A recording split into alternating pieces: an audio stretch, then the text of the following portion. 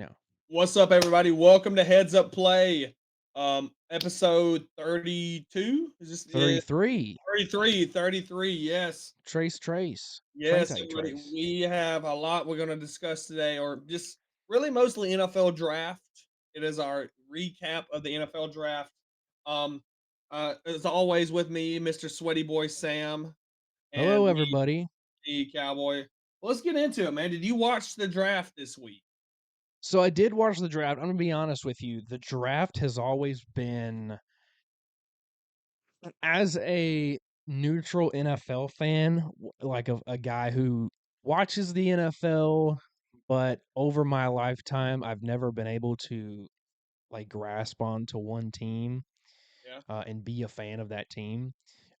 It's always been kind of a neutral thing to me, and I've always mostly watched it to see more so where some of the popular college players that I watched Definitely. over the years go rather than, "Oh my gosh, who are the Vikings gonna get? Who are the Raiders gonna get?" I'm more so, "Oh my god, he went to the Jets. So and so went to the Dolphins." It's just cool kinda seeing them in a different uniform after we've been watching them for the last 3 years in like a high like, for instance, like, what's his name? Spencer Rattler. It's just cool to kinda think of him being a Saint, like, being in the Saints uniform. Yeah, That's and so to start off, no surprise whatsoever. Number 1 overall, we all knew it. Mr. Finger Painting Nails himself, yep. Caleb Williams. Is he the next Patrick Mahomes? Imma Did the tell Bears you, the Bears are building something on shut up? offense. They have brand new running back DeAndre Swift, and wide receiver they added 2 wide receivers this year in Keenan Allen and number 9 pick from Washington, Romeo Odunze, and they already have DJ Moore. I mean, they are this is what this kinda goes with, like, Joe Burrow. He has a lot of weapons, but entering his first and it's odd to say about a Chicago Bears team, 'cause they never gave Justin Fields those weapons, ever. Yeah, look, it's gonna be interesting seeing how he transitions to the NFL because not only, is he the number 1 overall pick, but tell me if I'm wrong. At USC, Caleb Williams never really had the spotlight on him. Did he win the Heisman Trophy? Yes, he did. But he didn't play in the He's SEC, he not didn't gonna play get the the Big Ten. Chicago Bears NFL spotlight. Yes, I see what Yes. you're saying. Yes, he So and he's been the talk of the town all, coming up to the draft. He didn't get an agent, all this stuff. It's gonna be interesting to see, how he does. But another interesting thing with this draft was through the first 12 picks, half of them were 6. quarterbacks. Yes. You had Jaden Daniels number 2, Drake May number 3, Michael Penix, which we'll get We'll get to, into that as you see. We'll get into that. number 8, JJ McCarthy at 10, and Bo Nix I at 12. never thought I'd say that last name, but but kind of to go based off of that, like you said, the first 7 picks right on the spot. You had, like you said, Caleb Williams to the Bears. Everybody knew that was going to happen. Daniels to the Commanders. Everybody knew that. Drake May to the Patriots. Knew that. Cardinals getting Marvin Harrison Jr. By the way, that's a good matchup with him and Kyler Murray. I love that duo. You got the Chargers getting Joe Atley at 5 from Notre Dame. And then you got Malik Neighbors, J.C. Latham. And then, like you said, Michael Penix. Let me tell you right now. This was the steal of the draft. This was the this was the best pick all draft. I am I'm hoping everybody realizes I'm kidding. What in the world? Oh my god. So I kind of thought something crazy was going to happen at 6 with the Giants. As when Adam Schefter goes on there and says, there's rumors going around, because you had two different kind of television. You had three televisions. You had the NFL Network. I like to watch NFL Network sometimes, but I like the team better at ESPN. So you had ESPN, you had Mel Kiper, Mike Greenberg, all them. And then you had on ABC, you had College Game Day. Also, by the way, Nick Saban was great. in his fantastic. it was Always wondering, we don't need to get too far on the weeds with that, but, uh, I think he's always come off a little standoffish a little bit on TV, but he really opened up there. He was all smiles. He's I ready knew for it, college and game it day. He's was gonna be just good. cool listening to him explain stuff, football terms that not everyday people know. That was very interesting, but I was watching the ESPN broadcast just because Adam Schefter was on there kinda doing breaking news. He came out there and said, "The Giants are thinking about picking a quarterback," and then they did, and I was like, "Okay, okay." So I thought that was gonna be the crazy pick because, you always have one team that's gonna mess up the flow of everything. And then Adam Schefter comes on there and says, "We have word that the Atlanta Falcons will be picking a quarterback at 8." I was like, "Oh, oh." I was like, "No." So No. I think it was round 7. I think, Yes, it was as soon as, who was the 7th? as As soon soon as as JC The Latham Titans as soon as the Titans were as on the soon clock. as JC Latham walked on the stage, or somewhere around there, or as soon as he was picked, I got on Twitter and I saw On3 On 3 was on had point, by the way. They were on point. I had to silent my Twitter notifications because On 3 was, like, minutes ahead. minutes ahead. I mean, I looked and it said like 24 seconds ago or something like that is when I looked at it, and it said the Atlanta Falcons have drafted Michael Penix in the 8th pick, and I was like, "What?" And so I throw it in our group chat. I'm like, "Penix," and nobody responds because assumingly because you turned your notifications off. I took And my I'm phone and it took forever. Like 3 or 4 minutes passed. They were well ahead of See, of I saw schedule. you texted that, and I thought you was just joking around. I didn't know that you seen it until after you said that. So when they come on the stage, Roger Goodell, and he goes, "The Atlanta Falcons with the 8th pick of the 2024 draft select quarterback, Michael Penix." I was like Shut up. I was like, "Oh my god." I was like, "Oh my god." And nothing I towards turned my Michael phone off. Penix. I think Michael Penix is a great quarterback. Nothing towards Michael Penix. But my God, we could have traded back and still got Michael Penix. Yeah, look, I understand where they're coming from of, okay, we want the quarterback of the future, but look, Kirk Cousins has a 4-year contract over in the triple digits. You just signed him to a huge deal. I He's mean, all supposed to be your guaranteed. quarterback of the present, and now what does that say to Kirk Cousins? What does that say to Kirk Cousins? They never told him. They never even discussed it.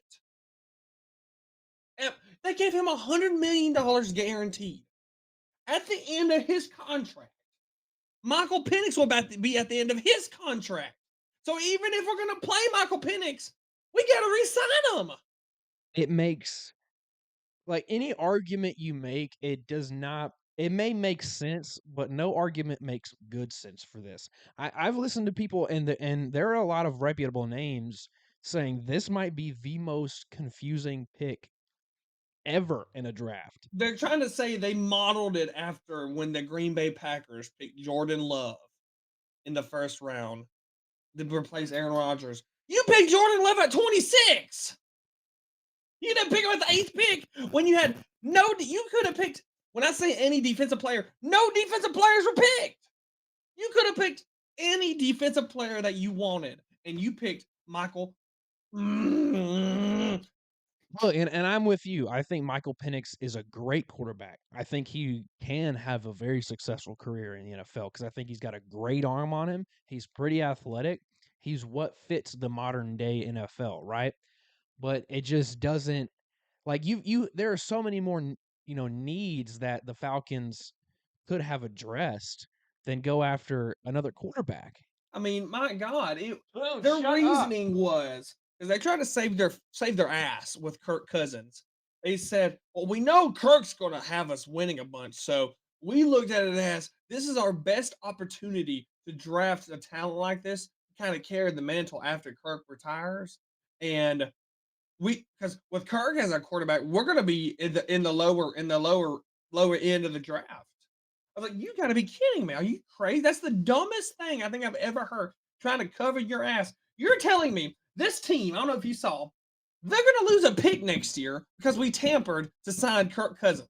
So you're telling me we tampered to sign a quarterback just to draft a quarterback? Yeah, like That makes again, no sense. That makes no the unless there's there is something going on that we don't know about.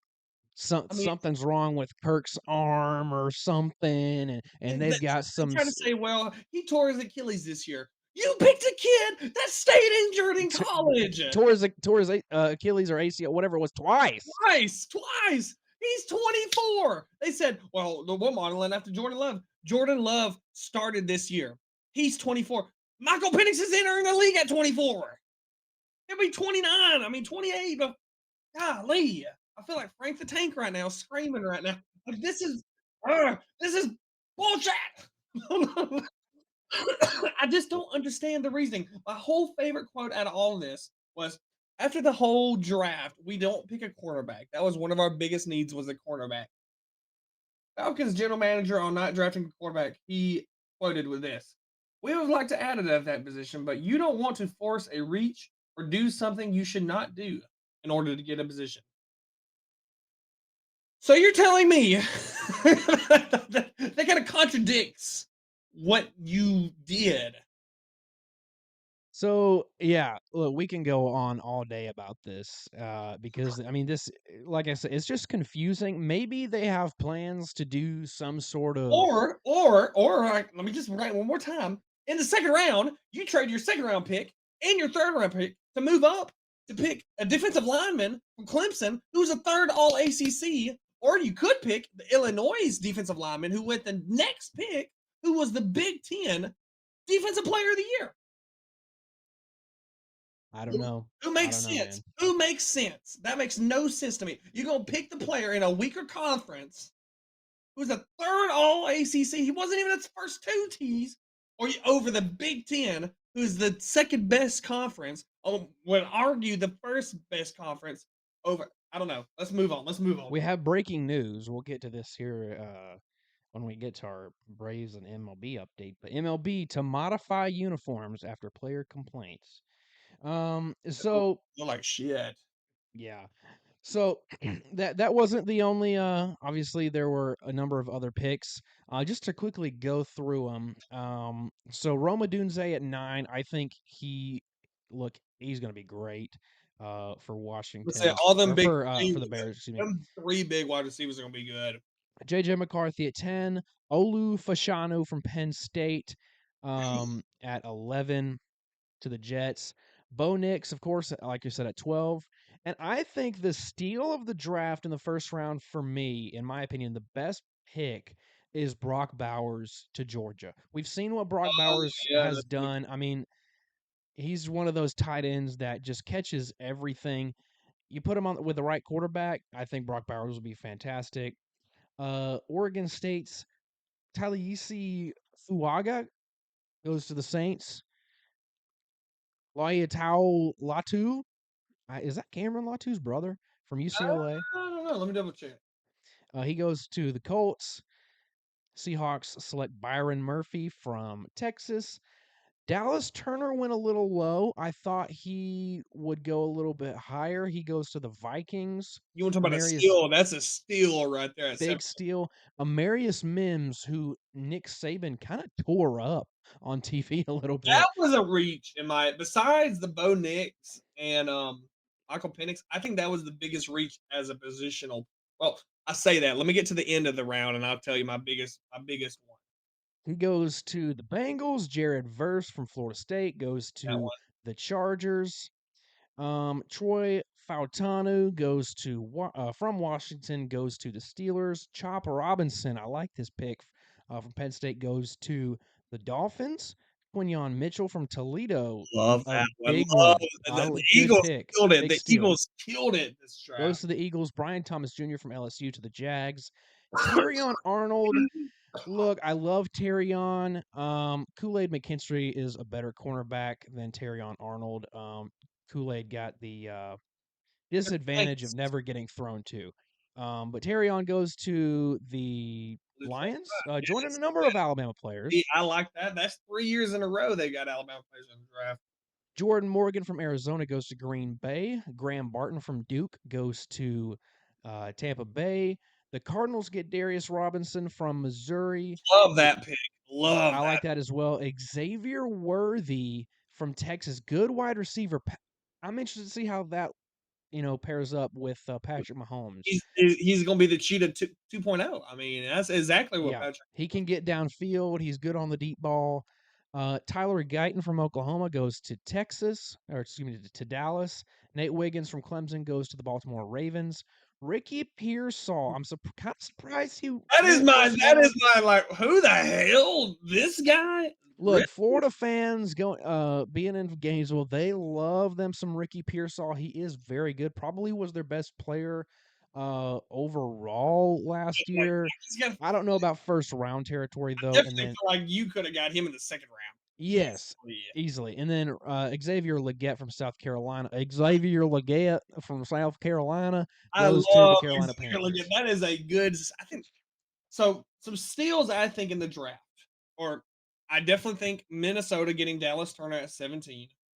And that was a good steal. I love the Seahawks getting Byron Murphy, the defensive lineman from Texas. You kinda knocked on Brock Bowers. I like Xavier Leggett from South Carolina, the Carolina Panthers. Tell you another one I like. I really like the LSU Brian Thomas Jr. to the Good pick. Jacksonville Jaguars. But my biggest pick, like you said, Xavier Worthy to the Kansas City Chiefs. I really like that one a lot. Yeah, I think look, if you can just give Mahomes some weapons, look, he's dangerous enough. And if Xavier Worthy, who excelled in a Steve Sarkisian system, can, you know, do good with Mahomes, dude, he'll be great. And then in the second round, we're not going to go through every single round, but in the second round, uh, first round of the second pick, Keon Coleman to That to Buffalo. That was a big let me ask you, I really I hated that for the Bills. You know, their arch rivals, I feel like in the AFC's kinda turned into Kansas City because they always have Mhm. these high intense games in the playoffs. Why are you gonna trade back with your arch rival and give them the fastest wide receiver in the draft to pick Keon Coleman? I think Keon Coleman's good, but you just gave Patrick Mahomes the fastest receiver in the draft. Why would you do that? Yeah, I have no clue. That No blew clue. my mind. Nah, look, I think he's gonna be good. Keon Coleman is fantastic. He made Jordan Travis look probably a lot better than he is. Yeah. Um, Lad McConkey getting picked up by Jim Harbaugh. Lad McConkey going. I thought that was a little high for Lad.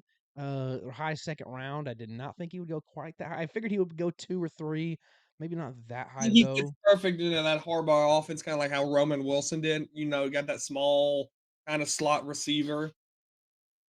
And then your Falcons again with the 35th pick overall, Root or Horo Yep, from yep, yeah, Clemson.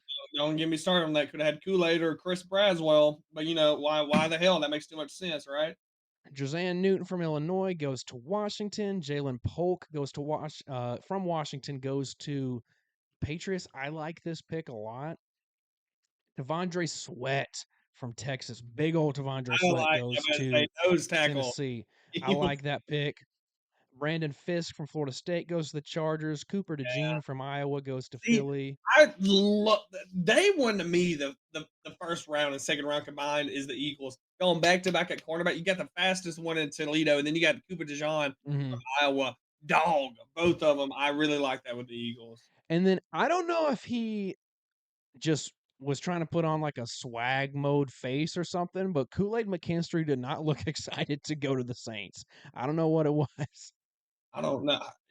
I think he was just disappointed that he fell out of the first round is It all just that pisses was. me off that both of my like you know you had the Bucks pick Russ Braswell that you're about to get into, and you had Kool Aid get Saints.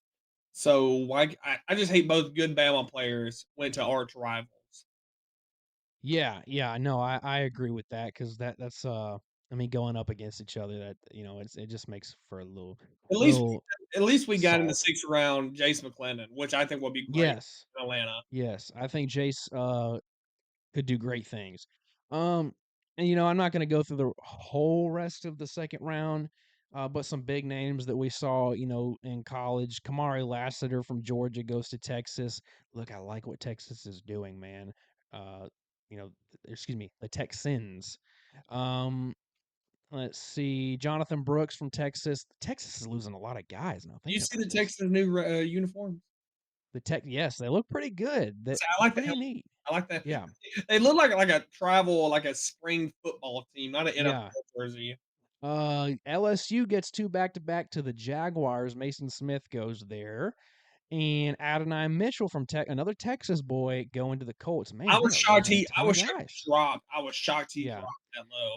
because I mean, if you think about it, AD Mitchell now Adonai probably I figured would be drafted above.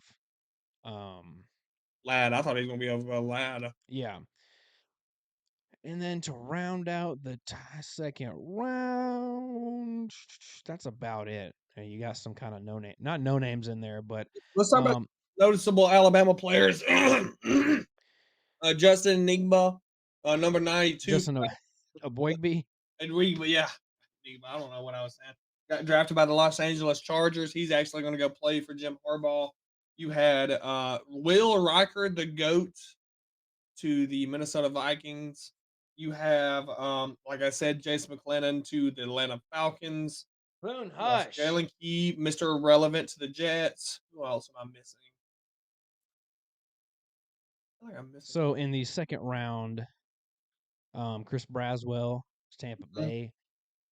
Yeah, overall, who do you think if in round one, who had the best? Maybe round one and two. Who do you think had the best overall draft? Give Eagles. me. I like the Eagles. I'll tell you another one. Give me the Bears. I like what the Bears did to get him. You I got would agree with you. I would agree with both of those. I mean, if you just look at what the Bears did, I mean, with picks 1 and 8, or excuse me, 1 and 9, I mean, you get the number one overall quarterback, and then you give him a weapon at wide receiver with Rome you Odunze. get one of the big three wide receivers. Yeah, you can't beat that. Yeah. So, I thought it was a pretty good draft. Let me ask you So a quick question. Out of the 6 quarterbacks picked in the top 12, besides Caleb Williams, who do you think has the most potential to who will be the second best quarterback out of this class? Like who will have the most success? I'll be honest. I know he's a little undersized, not a little, just I mean he's so skinny. If Jaden Daniels can beef up a little bit, he might be Lamar Jackson 2.0. He might can. I agree with He that. might be.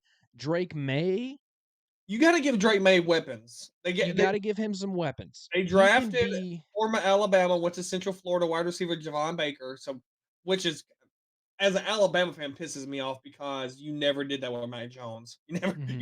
You never try to get young people. Was you drafted gambling and addict Keyshawn Butte in the 6th round, but All right, so let's move on a little bit. We're trying to go back to like 30, 40-minute episodes 2 times a week rather than one super long episode a week. So let's move on a little bit. Talk a little MLB, a little Braves. The Braves pull off a comeback victory today. Tough series against the Guardians, who have been playing stellar baseball. They've got the second best record in the MLB right now. Braves are number one, 19-7. Um, and then if we just look at the standings all across, keeping right behind the Braves, the Phillies are not going anywhere. They're 19-10. They've just played 3 more games than us and lost those 3 extra games. I mean, they're a game and a half. they're good. They are winning some ball games. And then in the rest of the NLE standings are kind of looking, I think, what you predicted preseason. The Mets are sitting at number 3. They're 14-13. The Nationals are 13-14, and the poor Miami Marlins are 6-23. Their offense, like we've been saying for years, they just have no offense. I mean, I don't know what else to. And we talked about it last episode. Behind, or excuse me, in front of only the Chicago White Sox, who have only won a whopping 6 games out of 28. Right in front of them for second worst record in the American League is the Houston Astros. Yeah. At this point, at 9-19, have they shown enough to say they are out of playoff contention already? I think they can It's come back if Verlander comes back healthy. They're only 6 games behind in first place, and that that's the one good thing that the one shining light for them is the Seahawks, Seattle, who is number 1 in the division right now. They're only 15-13. I'm just saying if they do trade though, expect I think Justin Verlander might. We'll give you a prediction. Wouldn't be shocked if Justin Verlander goes to the Atlanta Braves at the trade deadline, which would be hilarious because the New York Mets are paying him $25 million. Be That's the hilarious. only reason that we may pick him up I for. would love to do that. I think that'd be the funniest thing ever. He would go to the Atlanta Braves, pitch against the Mets, and get paid by the Mets to pitch against them. Love that. So, did you watch the game at all today or listen to it? I watched the ending. Watched the ending. I was For the Braves, numbers 1, 2, and he came up today, but for the past 2 weeks, really all month, Ronald Acuna Jr., Austin Riley, and and Matt Olson have played like, excuse my French, absolute dog shit. I mean, sorry for cussing. sorry Sorry. for cussing. Sorry for cussing. Um, Acuna's still sitting with only 1 home run. He's stealing bases, but his batting average is 257, which is significantly low for Acuna. Matt Olson's like 3 for his last 25 or something like that. And prior to today, Riley was like 0 for his last 12. I mean, the Braves have continued to win, but it's been those back 6 guys. I mean, you got guys like Chadwick Trump who are playing better than Ronald Acuna and Matt Olson. Matt Olson has played rough. Like, to be Yeah. honest, I would not expect us to kinda go on a work like a losing streak in a little bit. Like, I really thought today was kinda start I was thinking it after losing last night. I thought, "This is the making of a losing streak kinda coming up, like it's a cold spell." And I almost thought, to be honest, we was gonna have that today. And it just feels like we're about to go through a slump, in my opinion. I it wouldn't surprise me whatsoever. I mean, look, the bottom guys can produce. I mean, Travis d'Arnaud has been fantastic. Marcelo Ozuna has been insane. But I mean, if you were to tell if you were to tell me at the beginning of the year that the number 1 candidate for the MVP on the team is Marcelo Ozuna, No one's ugh, hitting the ball though, like for power. I mean, besides Ozuna and barely hitting any home runs. Darno, and besides Darn, I mean, we've only hit 29 home runs. I mean, Yeah, which is shocking. Wait, I mean, look, at the end of the day, I got to thinking about this last night. I was playing Fallout, as you and I have been doing, so we really and I had to had have the game right next to me on my laptop, um, and I was just like, you know what? After last season and all the records that were set, and then you just lose in the first round of the playoffs, I could not care less how many home runs are hit, how many stolen bases you get. I don't care if Ronald Acuna goes 100 and 100. I do not care. Just win ball games, get to the postseason, win the World Series. I don't care about all that stuff. So as long as games are being won, I'm fine. But at some point, Travis d'Arnaud is going to slow down. Marcell Ozuna is going to slow down. Zuna's definitely gonna slow down at some point. Yes. I mean, he's batting 340 right now with 9 home runs and 31 RBIs. That's not gonna carry on all season. If it does, I mean, I'll be shocked. And then one other thing I want to talk about regarding the MLB. There's been so much controversy this year already, like a month in with the MLB, with the jerseys and the Otani stuff. We are constantly, like every day, seeing a new bad umpire call, Yes, like on Twitter. and what's his name? Angel Hernandez. Angel Hernandez, Boone, yes. shut up. Yeah, I mean, and he's usually He's usually at the usually the one. yeah. But I mean, this is just getting downright ridiculous. Do we need robo umps, or would that be Yes, bad because for the even an game? umpire today kick out Aaron or not today, but this week, Aaron Boone, because a fan A fan. behind him said something. He thought Aaron Boone said he kicked. It's getting downright ridiculous. I was listening to Jeff Passan on McAfee, and he was talking about the robo umpiring system being used in AAA right now.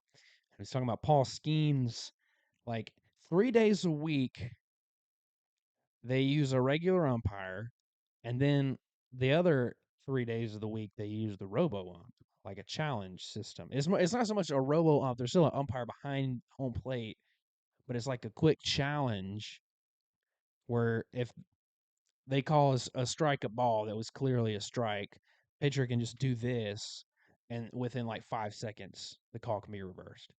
Which get that to the MLB ASAP because this is getting downright ridiculous It's with some of bad, these umpires. bad. All right, do you have a question of the day? Um, I've got one if what you you need one. got? All right, so what's your go-to Mexican restaurant order? In the South, we love our Mexican food. I feel like that is not mentioned when people bring up Southern food. Oh, barbecue and all Yeah, this I mean, I comfort feel food. like most, Mexican food in the South. Come on now. like, especially if you live in, I mean, you grew up in Alabama. Most Alabama families eat Mexican at least Once a week. once a week, maybe twice a week. Just depends on the family. But you at least if you don't eat it once a week, you at least eat it once every 2 weeks. Yeah. I mean, every small town in the South, at least in Alabama, has the local Mexican joint. I don't care if it's a town of 300 people. There is a Mexican restaurant There's in a that Mexican town. restaurant in there, And it's where everybody goes. Like you said, once a and it week you get slaps, and it slaps. and it is insanely good. It You slaps. get I mean, you I had get your Mexican last chips and salsa, night. you get your I had queso. Texas Cantina last night. There you go.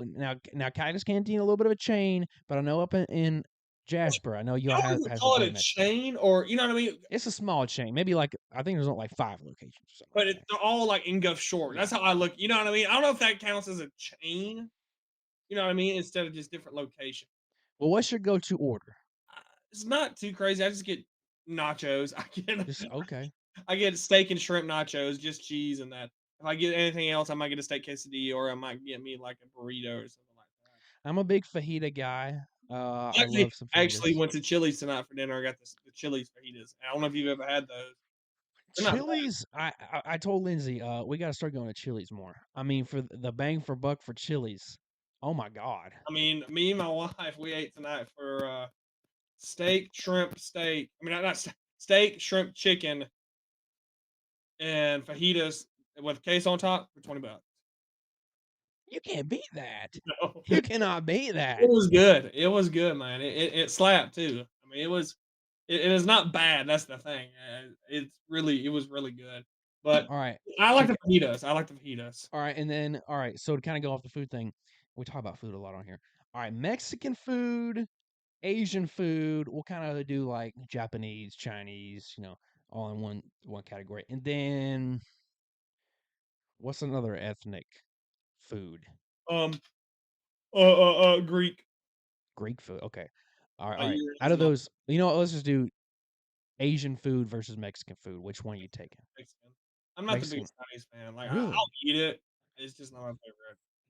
If I had a You, choice between the two of them, I'd get Mexican. I love some hibachi, man. I will get some. I'm gonna say, Not a big hibachi fan. I like it. It's just if I had a choice between that or quesadilla, I'll get a quesadilla. Can't go wrong. All right, guys. I think that does it for episode 33 of Heads Up Play. We've been a little slow. I don't know what's been going on, but we're going to start posting more content. It's going down. Be sure to follow us on Instagram. What are we at on Instagram? 500 something Something followers? like that. Something like that, man. Over halfway to 1,000, 1K. About to say, TikTok. we might do something crazy for 1,000. I don't know. Like I mean, yeah, maybe just I like don't know. jump off a bridge. Like pick a quarterback in the first round after signing one for $100 million guaranteed. I don't know. Just something crazy. Oh, but hey, You got cheap concessions at least. TikTok follows right there. Twitter/X. It's all right there. Hey, Willie. Yeah. Yes. Like you said, follow us. Yeah. Follow us on all of our social media stuff, guys. A lot of work goes into this stuff. Like Miss Sweaty Boy said, we will be coming back. We're going to start bringing back the Monday episode and Friday episode. So y'all have a great week this week, guys. And Falcons fan, I'm going to give you a word of advice. It might get better. I don't know. It might get better. Remember, we have Bijan Robinson. All right, guys. That is it with us at Heads Up Play. We will see you on Friday. Y'all have a good week. Take it easy. And guys, you stay classy. Stay classy.